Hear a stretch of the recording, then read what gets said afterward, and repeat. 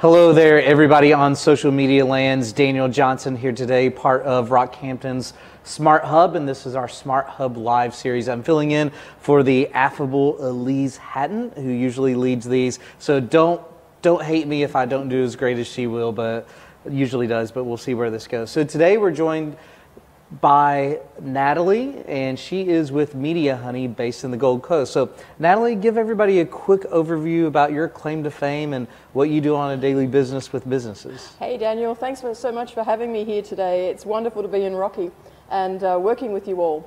My claim to fame is really in the tech space and digital marketing. And well, the whole term digital goes very nicely with tech. So that's kind of what I've been spending my time working on for the last too many years to remember. So working with different businesses, running my own businesses, consulting, government, corporate, small business.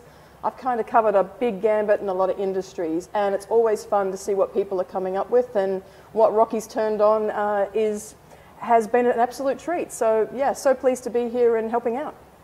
So whenever people hear the word digital marketing, they're usually thinking, oh, it's whatever shows up in my printed newspaper is just in the online version. So John, who just joined us and is watching, how would you describe to an average person what digital marketing may encompass? Well, digital marketing's actually gone through so many iterations, and we're really moving on now to trying to get back to very much that conversational marketing, or conversations that we would have human to human, and putting that out into the digital space.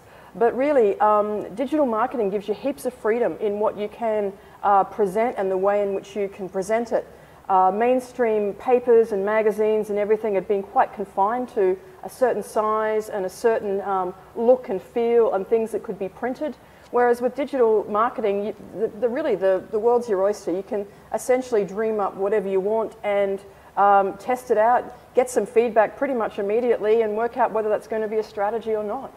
So traditional marketing, that's taking an ad out in the physical newspaper, taking an ad out with the local or Sydney-based news station, you're looking at many tens of thousands, if not hundreds of thousands of dollars. Big dollars. So if you're taking out a $50,000 ad once in the Sydney Herald, what could you do with $50,000 with digital advertising? So much you could do with $50,000 in digital advertising.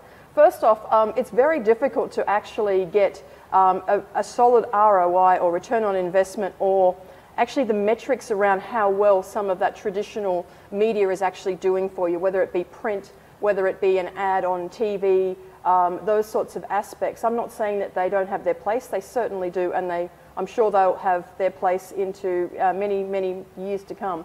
But I guess with the advent of social media and the technology platforms, what you can achieve with $50,000 in advertising money is absolutely scary. You can literally get tens, even hundreds of thousands of eyes on a particular offer or landing page or website that you've got out there. So it's really, really the way to go now. And the other thing is the detail and the specifics that you can get down to with regard to that audience. You can be so targeted in exactly those people that you want to see your message. So traditionally we would have a printed ad that it goes to 1 million people in, say, the Sydney Morning Herald. So that's great, our eyeballs are on 1 million people, but it just may be a couple hundred, a couple thousand people that may hopefully see that will actually be our customers. But speaking with some of the tools that are out there, how pinpointed can somebody really get with their advertising dollars and efforts? Scarily pinpointed. So for those of you that are privacy Nazis, or shouldn't use that word, but those of you that are privacy fanatics, you know, you can be so pinpointed on what you want, which scares those sort of people a little bit. But from an advertiser's point of view, it's just incredible how detailed that you can get. You can be right down to a specific audience. You can then go down to, obviously, the obvious ones like gender, demographics. You can go down to people's likes, whether they're a vegan, whether they're a vegetarian, whether they particularly like a sport, a book, a celebrity, where they live in a geographic region. And so when you couple these layer upon layer upon layer, the granularity becomes so small and target it. And then the best bit is you can actually see how many people interacted in that group, and then you can adjust your audience accordingly. Okay. Well, let's walk somebody through what this would really look like. So let's say, for instance, my business is, I don't know, Drop Bear Insurance. So You've been in Australia, right? I've been in Australia once before. I've been fearful and rubbing Vegemite behind my ear. Let's walk somebody through what an offer may look like as we step somebody through, because how often does somebody just see our stuff and they immediately buy versus what actually happens? And by the way, everybody that's watching, John, anybody else, if you have a question for us, go ahead and comment below, and our trustee team will definitely relay that to us so that we can answer. So let's walk through. So I guess question number one is, what are the odds of somebody seeing the product I offer and then immediately they just buy? Well, it can happen, and you know, it's happened to me and lots of other people I know, and I guess it happens in all sorts of media, but it's probably not that likely. And what we do is we use a concept that we call warming up the traffic and also retargeting. For those of you that are a little familiar with marketing terminology and the concepts behind it, we have cold traffic that we run to the top of the funnel, we have warmer traffic that we run to the mid funnel, and then we have really warm traffic that we run to the bottom of the funnel. And it's a typical sales funnel from those of you that are familiar with that concept. And really what we're doing is that as people go deeper and deeper into the funnel, they're getting to see more and more of your messaging. They would have seen more and more of those ads, and they will have been more and more in touch with what you're trying to put forward. And the whole intent as we move them down the funnel is to take somebody from a stranger and build them into a super fan. And we call that the customer value journey. And it's a very, very specific process that we go through. It's actually based in psychology. So you can actually map the psychological processes that occur in human interaction and relationships, which is kind of unique. So if you think about having a relationship with a person from when you first meet them right through to when that relationship's really, really solid, and in a lot of cases we use the term marriage, then there's a certain process that you go for and go through. And the key thing with anything in sales and marketing is not to ask for too much too soon. We see this a lot. People are asking for the sale on the very first interaction. It's too early. The potential customer or contact doesn't know who you are. They don't trust you. They don't know about what you're doing. So you really need to build that trust and that the value throughout that interaction until the right point is to ask for the sale. So we call that the customer value journey. And the key thing to remember with a customer value journey is always provide value in advance. And that way it never feels creepy. We never have that situation where you have that first date that somebody actually asks for marriage and how many kids we're going to have, which is just a little bit too, ooh. So that's how we go through the customer value journey. And I guess the second part of your question, Daniel, is about how do we chase somebody down that funnel or around? And you may have seen things as you were searching the web where you may have been searching for a car and then suddenly all around your browser there's ads for cars. There's the particular car that you were looking for. You jump onto Facebook and, well, there it is again. And there it is over on Instagram and all of these other places. And no, it doesn't happen by magic. As much as you might think it's magic, and it probably is pretty magical about how the tech's done behind it, but in actual fact, it's a little tiny piece of code that's put on when you visit certain sites. It's actually a Facebook pixel, it could be a Google pixel, it can be a number of other pixels. And what that does is it allows clever marketers to be retargeting. And it feels like you're essentially following somebody around. But if you're providing value in advance and high value and quality content, then that person that you're targeting should be warming up to what the message that you're putting there, out there for them, and hopefully at some point in the future will become a customer. So if I have Drop Bear Insurance and Yes. somehow somebody comes to my website, you're saying that with the Facebook pixel with the retargeting pixels, with Google Pixels, everything like that, I can pay a little extra dollars, and each time that they go to another website, well, then they see my brand again, and maybe a small call to action. But that call to action would not be, hey, sign up for my year-long subscription plan on this. What's an example of a small call to action that helps build that trust? Okay, so in marketing terms, we have a couple of things.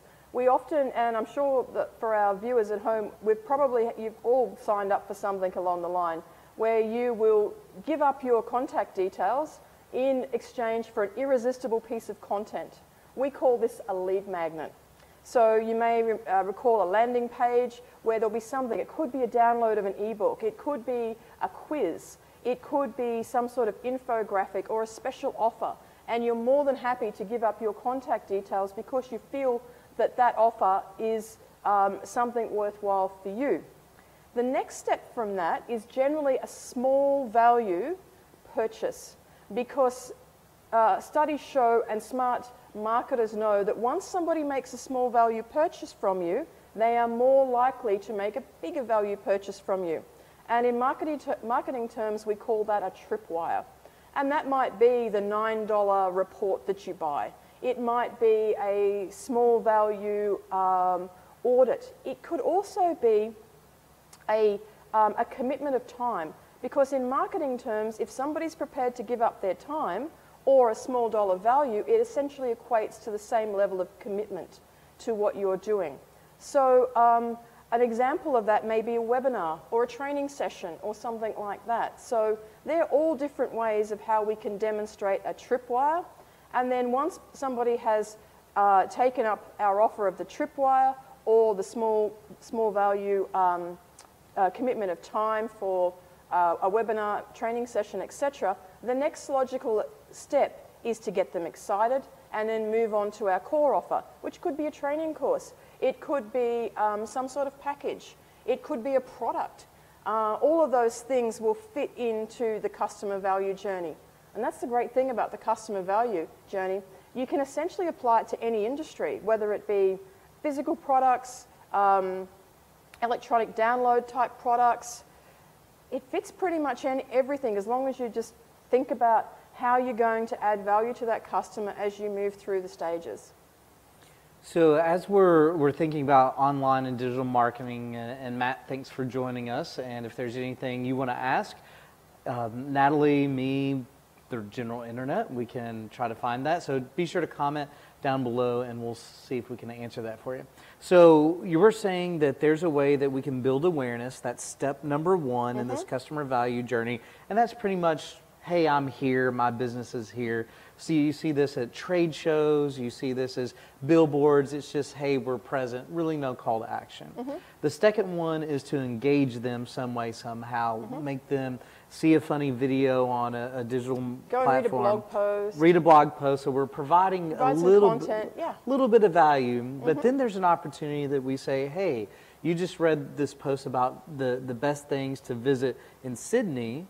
Again, going back to the drop bear insurance, we may have a call to action that may say, hey, click here to learn more about the best restaurants in Sydney. But whenever they click on that, what may pop up on their screen? Well, it could be an option for them to then go and search through some of those restaurants. It could be some reviews of those restaurants, because nothing sells better than proof. And that's something to keep in mind, people, that always offer the option for people to add a review, but always be proud of your reviews. If you've got good reviews, let the world know about it, because nothing sells better than proof. And we call that social proof. And having that quite prominent on your landing page, on your social feeds and your website is really, really important. We don't tend to... it seems to be we have a reluctance to tell people about how good we are. And that's a way that we can actually do that without sort of saying, you know, blowing our own horn, so to speak. So, yeah, reviews are great. So somebody could click on get the 10 best places to eat in Sydney, pops up, they give up their email address. So now we've harvested that. Now, does that mean that I have to have an entire team of people that are responding to these emails? To. You would have had to. Used to? So what I do know businesses that still try to do that. We can't have that. So what tools are out there that help people manage this customer journey in producing a value? There's so many tools out there to help you with digital marketing now. There's literally hundreds and thousands of them. We were actually having a chat about this the other day. There's a graphic that you and I are very familiar with that has over 5,000 different tools that are used regularly and are very prominently in the digital marketing space. So, but let's get back to the question at hand, and that is, how do you automate all of this sort of stuff so that you don't have that team of people? Well, there's a lot of products out there. My favorite at the moment is definitely Keep and Infusionsoft for doing this sort of thing. K-E-A-P. Yes, and Infusionsoft, a lot of people are familiar with Infusionsoft. Keep is actually the rebrand of Infusionsoft. They decided to change their name, and they brought out a lower end product for the small business market, and that's an awesome product. The great thing about it is the interface is super smooth and super easy for those that are a little bit concerned about tech, may never have dealt with it before. It's really, really friendly and really easy to use. So definitely consider that if you're looking to automate some of this stuff. And please, don't be scared about automating things. You'll be surprised how easy it is to do this, and it's really going to help your hip pocket. And that's what we're about, is let's make small businesses and growing businesses profitable. And automation tools are one of your best friends when you do that. So there's Keep, there's Infusionsoft, there's HubSpot, there's just a Entreport, list. there's ActiveCampaign, there's MailChimp, there's MailerLite, GetResponse. I'm just jumping on the ones that I've probably used in the last 3 months. Yeah. And there's so many of them, but we all get our favorites, and you find the ones that suit you, and certainly I've settled on Keep. Yep. So I know some of the entrepreneurs out there may be wondering, well, how much time should I spend investigating all these different tools? Should they set aside the next 6 months and create a big spreadsheet? Please don't do it, because while you're out there investing all of that time in tools and in researching, yes, it is important, but let's give you an idea on how to do that in a second. That time could be far better spent in figuring out how you're going to build your business and make money and perfect the delivery of your product and service to a customer. Certainly places like where we're here, right here in the Smart Hub, they've got the analysis of all of those tools. Daniel, you're a tech guy as well. Mm-hmm. You've got your favorites. I've got mine. And, ask somebody that is in the space and what they use. And, they will give you a good opinion. So go to somebody that's using these tools and say, what do you like? What don't you like about them? What's working for you? And, if it's like people like you and I, we've done the analysis, we've done the cost benefits across them all, we've used them all, we've pulled out our hair on a few, we've tossed out a few others, and we've settled on some that works. So that's what we're here for. Take us up on that advice, because it's not just in this specific spot of the whole tech platform, but we were having a discussion this morning about what are our favorite tech tools, and they're wide and varied, and there's lots of them. Yep. So Maddie and David, thank you for just joining us. We're just wrapping up sort of the conversation about some of these digital automation tools, and I guess our piece of advice would be, don't get stuck on optimizing the tool. Instead, spend your time, your energy, your money on making the tool work for you. And my big thing was optimize the process. Optimize the process, get it working, get dollars in the door, put people into the top of the funnel. And my thing is, I just want people to be of value to somebody as soon as possible. And 6 months of picking out the most appropriate tool, they almost all do the same thing, slight switches. Pick one, go forward, make it part of your business. And you make such a good point there, Daniel, because one of the big problems is that it's basically what you're describing is analysis paralysis. People are stuck in the analysis because it's easier to analyze something that's not real than take that step, basically jump off the cliff and start running traffic to a funnel or something like that, because you don't ever know how it's going to be until you run some traffic to it and see how people react. And then that's when the digital tools really come into their own. you can then optimize those funnels, those landing page experiences, every single component of that customer value journey that's built out in digital to get the most out of it. And that's where you really see the return on investment. It's not analyzing the tool, it's analyzing the outcome of the tool once you've got some traffic running to it. So yeah, we see a little bit of analysis paralysis in this gig. Yep. So just do something. Yeah. Just do something. Don't care what it is. Nothing happens till something changes and somebody moves. Yeah. So if somebody's not that gifted in these tools and somebody says, all right, my coach, my mentor, another business that I really value says they use HubSpot, they use Keep, they use Infusionsoft, EntreReport, whatever it is. How does somebody find someone to get help with these? Should I just go to my local library and get the book that's 15 years old on digital marketing? Probably not. Look, there's some great people out there in the digital marketing space. It's really important to know who to take advice from because, you know, like every industry, and you will know yourself when you're going through social media, some things just appear a little bit too good to be true, and some things just feel a little bit, unsure. So certainly, if you're looking for great advice in the regional areas and, throughout Queensland, definitely call in here at the Smart Hub and call on people like Daniel for some expert advice. There are so many places that you can go. I'm part of the digitalmarketer.com tribe. I'm a certified partner there. And, I was searching for the best information as well. I settled on becoming part of that organization simply because I wanted to know that I was getting the best information that I could then supply to my clients on an ongoing basis, and I wasn't having to go out and spend hours and hours and hours researching. I leave it up to them to get the best experts to make sure that my knowledge is as spot on as it can be. So there's another resource that you can call on. You'll have a whole bunch of other things that you've got published on your website and those sorts of things here. There's a lot of people out there that offer advice. You just need to ask them the hard questions about, what sort of experience have they had? What's their, what sort of processes do they use? And if they can't recite back to you some of the things that we've been talking to you today, they're probably not the right people for you, and you need to continue your search. Yeah.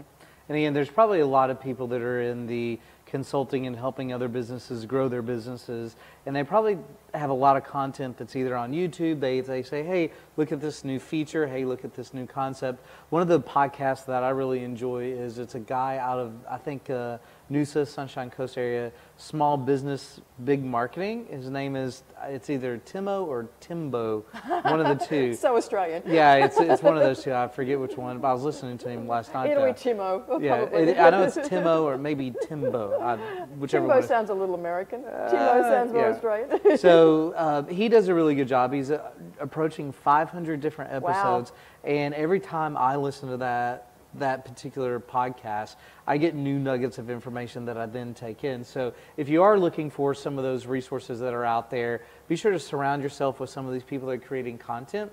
They're taking their own advice, providing that value before they make the sale. And they may say, hey, this is how you do something on WordPress, on Shopify, and Keep, Infusionsoft, HubSpot, any of those. Another one that I really like and sort of their approach is, and it's one of my favorite tools out there, is Zapier. Oh, that thing's amazing. It's an amazing tool.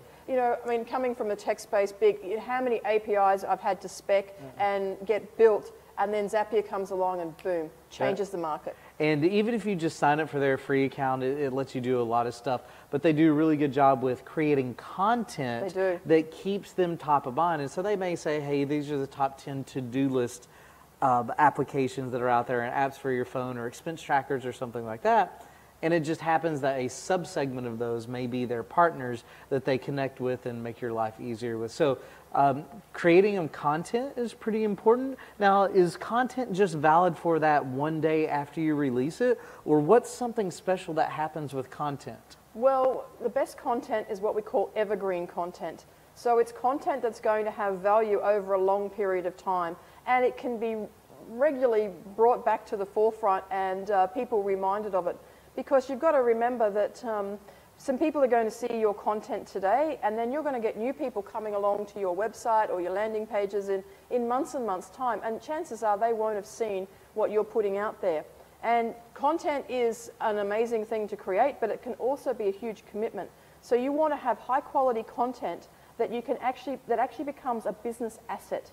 So when you're thinking about making content, think about what it is that's going to add value to your potential clients, but also a message that's going to have long-term value.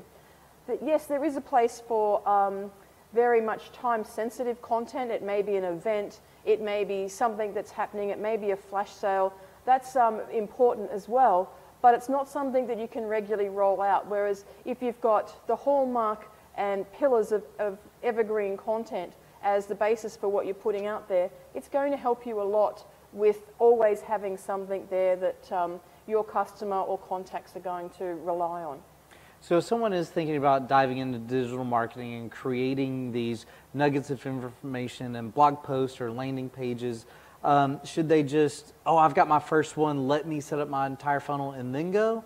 Or should they hold back and maybe create 5, 10, 15 of these items that gives them breathing room? Like what's an appropriate path forward? It depends upon a couple of things. If you've got a burning need that you've got to move something quickly, then probably the best option is get it out there. But if you have the ability to be a little bit more restrained, get some content on your website so that once you're taking somebody from a landing page to your website, they've actually got something to look at, because otherwise they're very quickly going to brush through your website and not have anything that's going to hold them and engage them. But going back to the point that we were talking about before, don't let creating all of this content be the thing that paralyzes you from moving forward and actually getting the job done, because I've seen that plenty of times before. There is no such thing as perfect in marketing. There's always something that you can do better, but that's what we have optimization for. So the next step is to get it live and then start optimizing it. Cool, cool. All right, so we've talked about tools, we've talked about the customer value journey, we've talked about people creating some content that converts, evergreen funnels, items like that, using the tools to automate so that you don't have to have a whole bunch of employees send this information out. Hi, Fleur. I hope I said your name right, and I think it's the Fleur. I think it is, which is a great person too with her podcast and everything like that. Comment down there in the comments for us, Fleur, and tell us what you're into these days. And so just the mindset of getting something out the door rather than, oh, well, I'll wait for everything to be 100% perfect so that the 100% perfect marketing time for the 100% perfect customer, the entire world aligns, and then I'm a millionaire or billionaire. Well, there's sort of two parts to being an entrepreneur. The first thing's coming up with the vision and what you're going to sell and what you want to do and create. And that's the bit that's really exciting. That's the bit that's really a lot of fun. The next bit's the hard bit, and the next bit's the not so much fun bit, where you've actually got to break it down and think about how am I going to take that vision and make it into a reality. And that's a case of careful planning and step-by-step going through what you need to achieve, but also setting some priorities around what needs to come first and moving forward with those sorts of things. The task-by-task bit, that seems to be the bit where I end up doing the most of spending a lot of my time, because that's my background, is project management and GSDing, what I call that, getting stuff done. So stuff. I'm sure stuff. That acronym started out with stuff. Of course it did. And we've been doing a lot of GSDing this week, getting stuff done. Cool. So as we're wrapping up, what type of resources are out there or places for people to physically go to get help if they have this app idea, they have this website that's going to turn over, hopefully digital, hopefully global? What are some resources you've seen either on the Gold Coast and Brisbane, Queensland, Australia, or maybe even here? The Queensland government's running a great entrepreneurial program now. So first of all, start at the state level and jump on there and check out what they're doing from that. The initiative of having the entrepreneur in residence for the state is certainly something to be commended. And then as you're moving down to the regional areas, what you guys have done here is fantastic, and I haven't seen a better one around the country, so well done. You're really kicking some goals here, and people in regional Queensland are so lucky to have this centre here now that they can connect with. And I just sort of, you can feel the enthusiasm building. I was fortunate enough just to run into some young guys that were still at school that are trying desperately to get in here, and that's just so amazing to see, because that's where this all starts. But to have a resource, I mean, there was nothing like this when I was their age, and you just think, my goodness, all the things that, mistakes I made along the way, if I just known this and this and this, then I mightn't have done that and that and that. I mean, okay, learning's part of the fun, but you don't like to fall in a pothole. And I really see these sort of centres as providing that great advice and that experience, so that you don't have businesses sort of stepping over here where there's danger. Just skirt to the left and follow that path, and you're going to be fine. So certainly check out the state government website, check out some of the regional initiatives that are going on, and you're going to find lots of these communities online. There's some, as you were mentioning before, the podcasts. Generally, all of those great podcasts have got a community that are associated with them. So the other thing that you find now is that people are really happy to help. And most of those Facebook groups and communities that are attached are more than happy for you to go in and ask questions. We seem over the last 5 to 10 years to have really broken down that stigma for keeping information to ourselves. And that used to be such a big thing. People didn't like to tell anybody anything. But now, people are very open with sharing, and that's a great thing that the internet's created, and I've just loved for that to now be the case. So yeah, ask people, seek it out. It's out there for you. The answer's probably only a couple of clicks away with Google and everything else. And if you're not sure, contact the Smart Hub. They'll help out. There we go. Thanks for joining us, Veronica. And as we're closing this out, it sounds like there's a lot of resources available for those people that just want to join up. So whether it's through the Queensland Entrepreneur Department with the Queensland State Government, they do a really good job. I've been involved with a couple of their programs. Here in Rockhampton, we have definitely the Smart Hub and what Rockhampton Council has been doing. Adrian, thanks for joining us. Any of your major cities in Australia and around the world typically have a startup group and a space or two that are really places to go to. A lot of people will say, I've got this wonderful idea, what do I do? And whether you're a Cooper who's just joining us and you're like, where do I take my business idea? There's not a lack of places. Don't keep your idea close to yourself, because no one else is going to execute with your passion, your interest, or your domain expertise. So take those to events like we have coming up at the end of July, which is a startup weekend. So we have that coming up. And then we also have this program that you're mentoring for this week, which is called the Turbo Traction Lab, which is free for people to go through for about 18 weeks. You can either come through full-time for 18 weeks or part-time over the course of a year. And this is where we learn about your business, we handhold you, we say, hey, show us your website, we tweak things on the fly. We build things. Today we were doing lead funnels for people. People are going international, taking blockers and challenges that are right in front of an entrepreneur's face and just getting rid of them. So either do a quick Google search for Turbo Traction Lab, and the first couple of results will take you to the website asking you for more information and an upcoming new application for that is coming out soon. The Startup Weekend, which is going to be at the end of July, we would like you to join that. That's a really fun one, and that one happens all around the world, and those are pretty fun. So if people have any additional questions, comments, that they want to follow up with you, any social media websites, anything like that they should use? MediaHoney.com.au. You can find me on Facebook, Media Honey, or my personal profile, Natalie Nichols. I don't hide, I'm out there. Yeah. So more than happy to answer questions, help out. You can probably contact me through here as well. So yeah, hit me up with questions. I'm more than happy to see what I can do, and if I don't have the answer for you, chances are I'll know somebody that does. And some of these little fun things that a new entrepreneur pokes you with, and you're like, I don't even know if that's possible. That's actually exciting for people like us, Yeah. because then we have to figure out an answer. And sometimes it takes a little bit of time. You have to sort of walk away, get your head around it, and then go, I know how to hone in on that problem now. It hits you in the shower, you're Yes. thinking about someone challenged me, how do I pull this off? And you're like, I know exactly. So. Because you've got to sort of get your head around how they're articulating it to you as well. And then you go, I know what you're trying to do, and yeah. Then the next thing is, where's the money? Yep. Because follow the money. Follow the money. Yeah. Cool. We want to do that.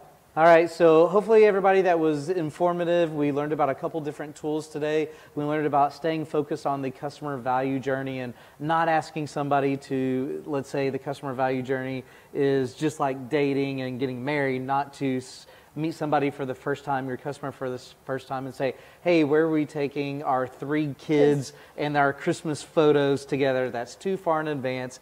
Provide a little bit of value. That's the creepy social feeling proof. when it's running down your spine and you want to race out the side of the room. So when you've asked for too much too soon. Don't be creepy. There's enough free and low-cost tools out there, enough experts out there, YouTube videos, blog posts. If you have a question, you can do it. We talked about Infusionsoft, Keep, HubSpot, Podio. There's not a lack of tools that are out there. Thousands of them if you need to. Some of the weird things you can do with retargeting ads, and of course there's the Facebook marketing, Google, and items like that. So if there's anything we can do for you, be sure to list it in the comments and our team will respond to that. Otherwise, Natalie, I appreciate your time coming in from the Gold Coast. Thanks so much for having me here. It's been wonderful to spend the week with you in Rocky, and I've had a great time. Yeah, great. All right, thanks everybody.